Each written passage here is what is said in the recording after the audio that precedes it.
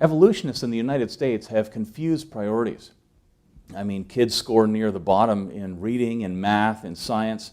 I mean, you could say that Somalian students do worse, but generally the United States is behind practically every civilized country in education. People still send their kids to school, and that's largely because they don't know anything else to do with their kids. But when you have a majority of kids that aren't even literate, asking them to be scientifically literate is a bit of a leap, to be honest. An evolutionist himself said that most of biology proceeds independent of the theory of evolution.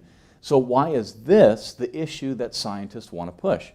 I mean, isn't being able to do sums a little higher on the list of things that will be of practical benefit to Johnny? It's like worrying about the window dressings on your house when the foundation is crumbling. Some people say it's not possible to explain the world without evolution and billions of years.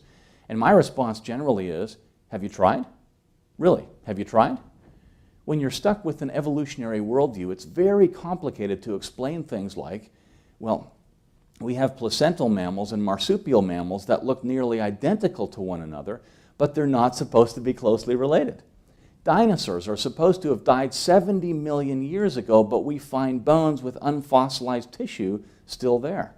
Sure, animals change with each new generation, but the types of changes that are observed will never amount to the kind of change that evolution requires, even given millions of years.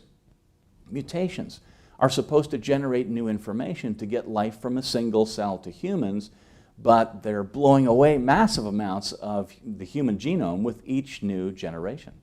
And to explain all these things, they pile just so story on top of just so story. And if you try to ignore the problems with evolution, your worldview becomes just crazy, just untenable, itself inconsistent. And I say to evolutionists, if you want to believe evolution and live in your world that's completely inconsistent with everything that we observe in the universe, that's fine. But don't make it your mission to brainwash our kids. You can't even teach them to read properly, and that's the first step.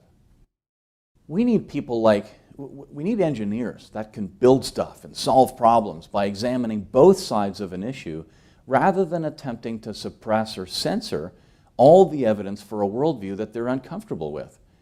Most Christian students are taught evolution and allowed to examine the science against it.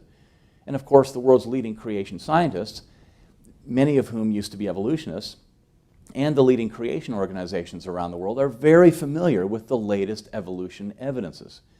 And then we refute them. It's great when evolutionists talk about science or have science programs for kids on TV that focus on things that are observable and repeatable that we all agree on. But when you start talking about your faith in what happened millions of years ago when no one was there to observe anything, a bit of tolerance would go a long way, don't you think? I mean, is your way of understanding the past the only possible way to explain what we observe today? Of course not. I mean, what you believe happened millions of years ago isn't science. It's just a belief. It's just faith. It's faith in a particular version of history that's part of your worldview. You can't prove it to be true. You know, in another couple of centuries, that worldview, I'm sure, just won't exist. Everyone will know the truth. So.